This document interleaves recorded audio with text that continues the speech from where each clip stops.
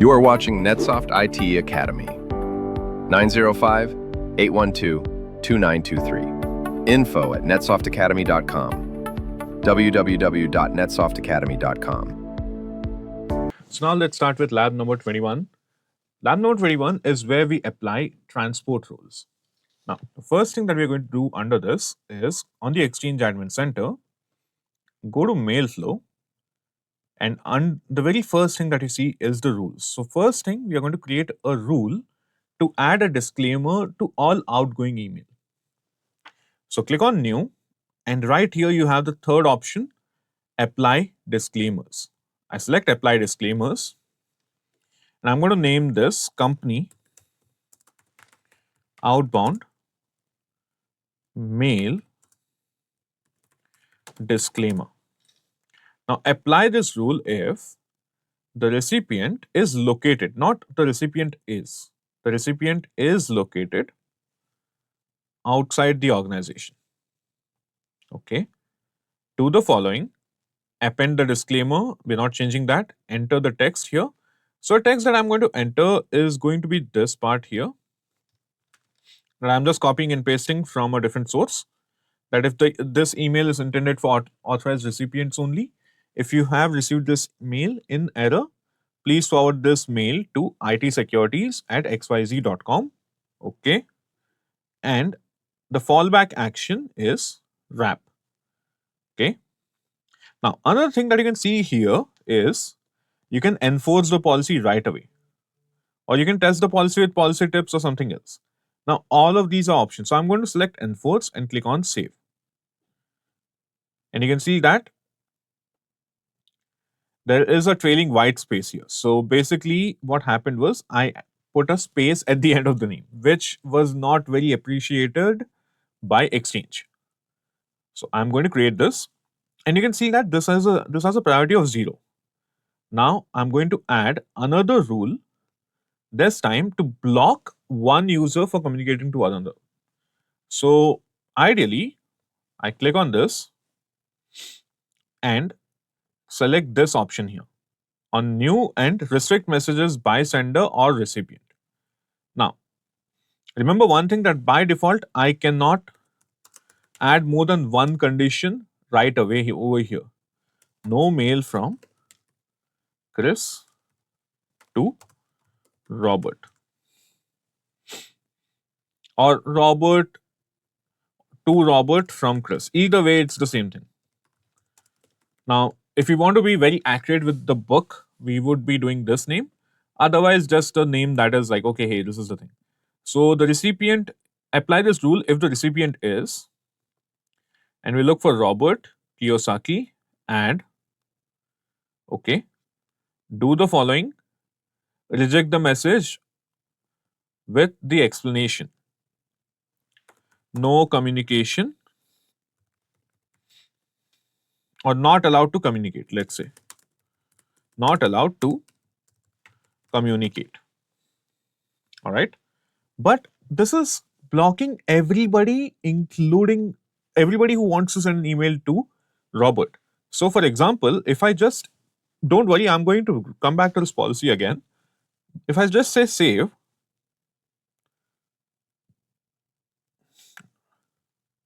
again the same thing, I have a white space at the end, that's the only problem. And I'm going to raise the priority of this. So this is priority 0, so it will be processed first. All right, so now if I open, if I click on the administrator here, or I just say, instead of ECP, I go to OWA as the admin.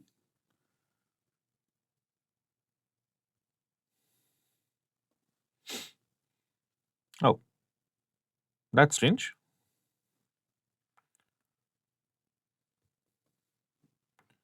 Oh, it's this part here.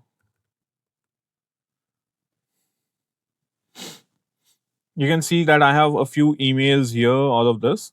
But if I click on new, and I try to send an email to Robert Kiyosaki here, test email, and I click on send, the mail would leave will be in my draft, then it will leave. But ideally, it will return back a error that, hey, this could not be delivered. You can see that the email is still here. It's still here in my drafts. And you see, I got the email, undeliverable. Now I'm going to pop up this email so that we can take a very good look at it. And you see, not allowed to communicate. But our goal was to prevent one user whose name is Chris from contacting Robert, not stop all users from contacting Robert. That is the difference here. So going back to the admin center again. Now there is a reason why I have so many things open here.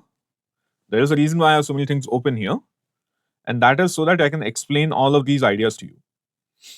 So I click on edit. And this is where we are here. I click on more options. And now do you see I have another option here beneath the apply this rule if the recipient is. I add a condition and I say the sender is this person. And then I select Chris Brown here because that's the only Chris user I have here. And I save this. Now, ideally, once I refresh this, if I try to send an email from the administrator again to Robert Kiyosaki, test email,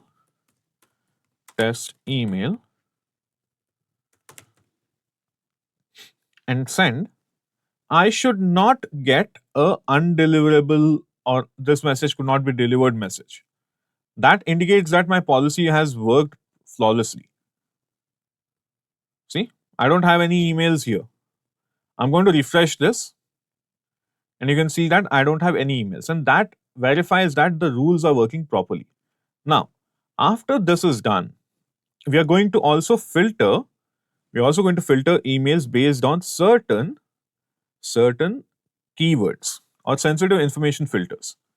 So again, on the rules, I'll click on new, scroll down and find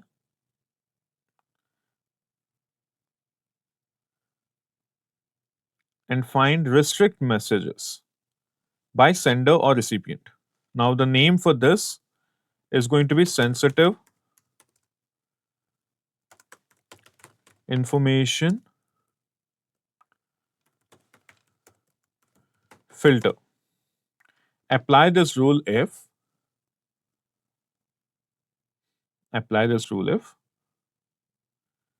and I scroll all the way to the bottom. Let's say I zoom out a little bit, or I click on more options first.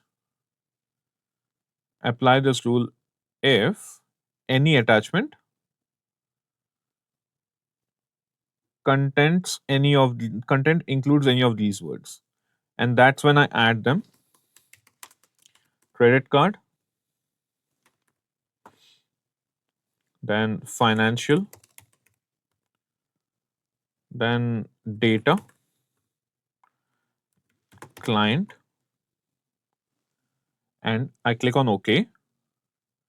And after that, add the action under do the following.